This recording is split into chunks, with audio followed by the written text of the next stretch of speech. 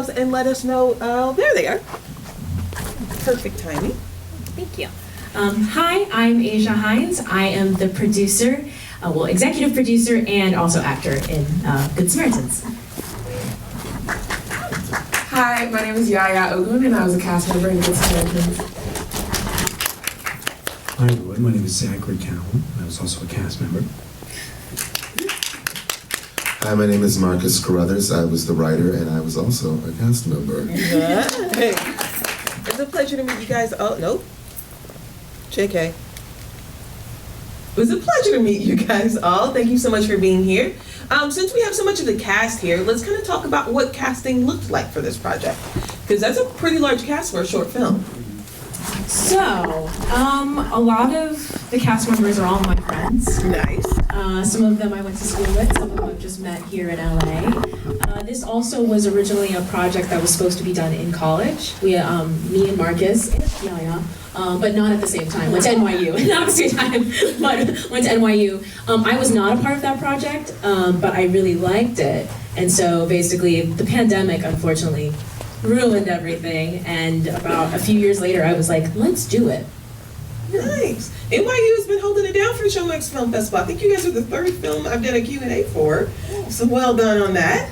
Talk to us about the script. Where did it come from? How did it come about?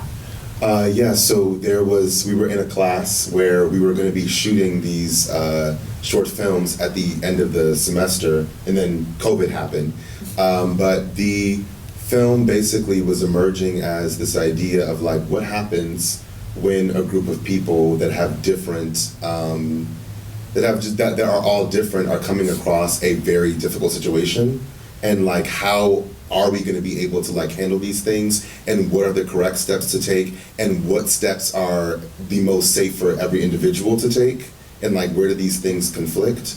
And I think that it was also about like exploring like what happens when you're in a very, very vulnerable but also very, very public position. And I think that a lot of times when you're at a party, you are in a very vulnerable place when there is alcohol, there are drugs, but then there's also the fact that like you are so exposed and you are so vulnerable, and the character who's dead is in the most vulnerable position of everyone there, but everyone is also in this place of like, how do we interact? What do we do? What's going on? And everyone has their own stories as they navigate that as well. When you guys as cast members picked up this incredible script, what was the thing for you that was like, done, sign me up? For me, honestly, I was one of the people who I was just cast like through the regular process. I didn't know the project beforehand, but one of the things that I did really love was honestly like the writing. It felt I feel a lot of times you have projects where the script is just unnatural, and it felt, especially with such a large cast, I mean, we've all been to those parties, it felt very realistic and very natural, and there wasn't any villains, but there also wasn't any heroes, and that kind of open-end, what would you do moment, I think was really powerful just because it felt really realistic. Yeah, pretty much the same. I mean, Asia and I have known each other for years. I'm not a like NYU grad or anything, but we just kind of met through the grapevine, met through work, and you reached out to me years ago and you're like, hey, I had this script, like if I would love for you to be a part of it. And so for me, it's really about who you work with, not just like what you work on. And I think like who you surround her with is gonna like make or break the experience you have. So I'm just always excited to work with people that I respect and trust. Oh, love it. Just give everybody a hug up here. Yeah. As you started to put together this project, the way it's shot is almost another character in this film. Talk to us about that. So, this is not originally how it was supposed to be. I think you can say that about any film. So, there was a more linear plot we had going forward, but then, of course, when we got to the editing room, we realized that that wasn't working for the story, so we ended up actually adding those extra scenes outside of the party, which I feel like actually gave the audience more context. Yeah, that's kind of how it came to be. And I think also the way it was shot and I feel like it was a realistic style in how like a party feels. It's just like you have a lot of things happening. So there's so much stuff happening. You have this large party outside, and then you have this situation inside this bedroom. which I feel like is a lot of life. When you're on the outside, you're like, yeah, this is great, oh my God, it's so great, and dying on the inside. Yes. What was that like for you as a writer to be able to craft that moment? Which moment, please? Just that feeling of everything looked great on the outside, on the inside we are all dying. Yeah, I think that going back to what I was talking about, being vulnerable and being public, and I think that is kind of the theme of like, so much is happening in that bedroom versus so much is happening on the outside. And as more people are coming in and people are leaving and they're having conversations, and there is this big moment of just like, okay, yes, how do you contain something like that? How do you keep something out of this party? And like someone is dead or unconscious in a room, and then it's kind of all like everyone is sitting in this place of like, okay, well, how do we make sure that we keep everything in this bedroom? So then the party outside feels like, oh, nobody knows what's going on. Everyone's just all like, oh, we're at a party, it's chill, it's fun, it's vibes. And on the inside, it was a matter of like, okay, how do we get people into the room, like, but then have it all feel natural? That like everyone is entering for a purpose, people are stumbling in for a reason, people are leaving for a reason. But then it's like, but also this little bedroom is its own container. For you guys as cast members, when you were playing inside of this world, what kind of things do you think you found on set that you didn't necessarily see from on script, and you were like, oh, this is happening? She was like, oh, I got something. For me, and just one of the things that happened that, obviously not everything makes it into the film, but there was a moment at the end of the filming process where everyone's leaving the room, where it was the weirdest sense of like actual panic. There was everyone, because I think we shot one of the scenes like a couple of times, and each time we all were given like different directions, and Asia was giving us individual directions that we weren't telling to the other people. So like information that each character knew, and I still don't know what everybody's secret was. Everybody had a little secret, but I didn't know what it was. You can spill a tea today. There's no camera, no one's listening. Tell me. But there was a moment of panic, and one thing I noticed, like it was you, me, and Gabby, where we were each panicking in a different way, and it was like every single take it was getting more and more until like we were like crying, everyone was like shaking, everyone was like sweaty, it was very uncomfortable. And it was more so uncomfortable because then when the camera would cut, everyone would try to stay in it.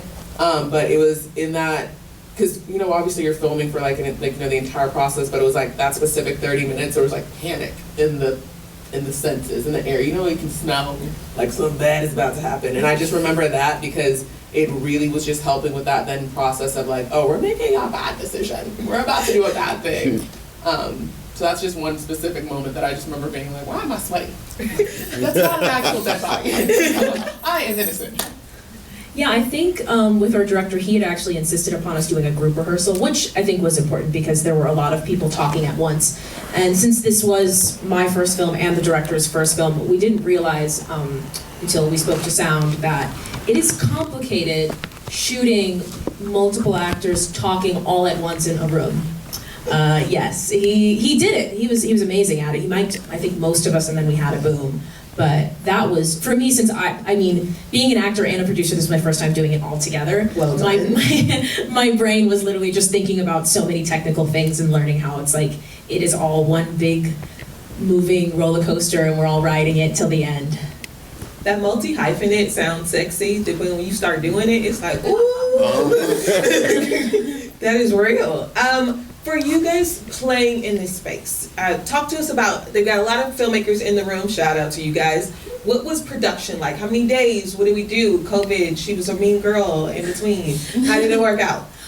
So, let's see, I think we started talking about it, it was, I want to say November, and then we didn't shoot till February. It was cold. That guy jumping in the pool, he was so nice about doing that. And it was like the coldest night ever in Los Angeles.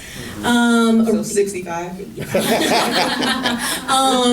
Originally, we had a different house that didn't have a pool, but that got flooded. So that pushed us back a couple weeks back. We found a location through, I think, one of the assistant camera op, she had a friend who owned a house and was like, you can borrow it.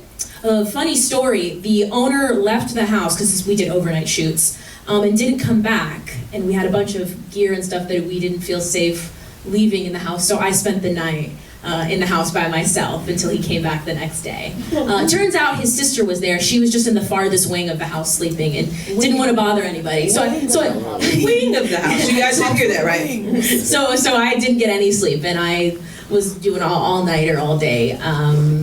So I want to say it was 2 days of shooting, and then 2 extra days of the extra scenes that we inserted in. Absolutely amazing work. Congratulations. Itching, burning questions. Anybody out there that would love to ask a question to these amazing filmmakers? Yes, ma'am. What was y'all's favorite part to film? Ooh, good question. I want to say the scene that I was running to you guys. I really liked it, especially because it was cold. So I was warming myself up for that. I was frightened by the beginning. But we had an intimacy coordinator, which was awesome. So she made me and Jeff, who played JB, very comfortable. So yeah. Other questions? Oh. Oh, no. Please. Yeah. Oh no, I just like the scene where everyone is like yelling. Like I loved it. I thought it was so funny because we shot at so many different angles and so many different takes, and everyone's just like actually yelling like you would at a party. I really liked our exits, you know, because it was kind of like everything was building up to that moment, and we each had our individual reasons for why we cannot stay, which ultimately leads to the, you know, I don't know if you want to say death or whatever. Like, you know, had we called the authorities, like that person would have been fine. So that was just such an emotionally charged moment. We each had our own specific reasons, and I'm blanking on the movie, but there's one where they're, I don't know if it's 12 Angry Men, but like they're arguing for so long, and then they each kind of leave, and they have their own motivations for that. So that was just a lot of fun to just see everybody's journey getting to kind of like the conclusion of things. My favorite was shooting the beer pong and thing, and I was like, I don't drink, so I've never really played beer pong like for real, but like actually trying to throw things into the cup, and I was like, I've never done this before, and plot twist, I'm very bad at it. But I thought that was really fun, and it was also, I was wearing short sleeves. I had just moved to LA, and it was my first time experiencing like LA cold. And I was shaking, but like I was like teeth chattering, and I was like, I just moved from the East Coast, and it was like 20 degrees, and it was fine, and it was freezing for me, and it was like 65. I was like, this is different. It's a different cold. Brisk 65. Solid brisk 65. If it hits 60, school's closed. We're shutting it all down. Any other questions? I have one more. I'd like to ask this to all of our filmmakers, for all of our filmmakers. If you could go back to yourself day one, either pre-production or production, what advice would you give yourself? He was like, not me. I would say that try to get as much help as possible and ask for favors. I was very determined. I was like, I'm going to pay everybody, and I did. I'm proud of that. But I was, besides producing, I was doing catering. I was the SAG signatory. I was booking the house. I think I was doing more than I thought I actually could do, and I think I didn't actually get time to actually focus on my acting. I was kind of like, I'm here, I'm standing, and I'm saying my lines. Yeah. I thought it went perfectly. Nailed it. Went off without a hitch. Wouldn't change a thing.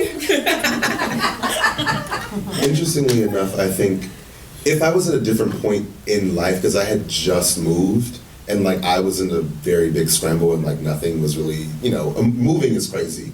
But I think that I interestingly would have loved to do more and like learn more, because I was like, okay, I'm comfortable writing, I'm comfortable acting, but like there are other things in the process that I probably would have loved to learn or like do for the first time. But I also know that I was not in the space at that time to be able to do it, just because of, like, I literally moved into my new apartment from the Airbnb, and then I went to set like a day later, and then like I literally remember like I had signed out, and then you were like, oh, like why are you still here? And I was like, I don't have my Wi-Fi set up yet. Like, I was like, I'm going to go home and I'm just going to like sit in bed and then, like, I just had my electricity turned on. So there were a lot of transitions, but I think that learning to do more, I think, would have been a thing that I would have loved to explore. Thanks. You are living that indie filmmaker life. You know? Congratulations to Good to Marriage. Oh, yes. I think someone had a question. Oh, please. Or did I? I was Yes. going to ask what's next. Yes. Oh. What's next for you? What's next for me? What is next for me? I'm like, I think I'm applying to grad school. I'm like, who knows? Like, life is cuckoo bananas. Always writing, always scribbling. Literally, I'm like, if anybody knows a literary manager who wants to rep me, I'm always down. But always writing, several writers groups. I just shot someone. I was in someone else's short film recently, and I'm a TikToker. That was fun to play a TikToker in the short film because I also make TikToks. So it was a fun, like, weird triangle of things. But yeah. You can catch me here at this theater next Saturday in another short film called Parallel Process. Ooh. Get your tickets. I'm shooting a new show next month, so that's what's next for me. I've gone into stand-up since this project, so I'm gonna be at the Comedy Store next week if anyone wants to come. So I've been doing that, and I will add something that I wish I had done more of because I am also writing my first short, and I should have gotten more invested in the process because just seeing it from my perspective as talent, I'm like, there's a lot of stuff I don't know. So yeah, so that should hopefully be coming out next year. So yeah.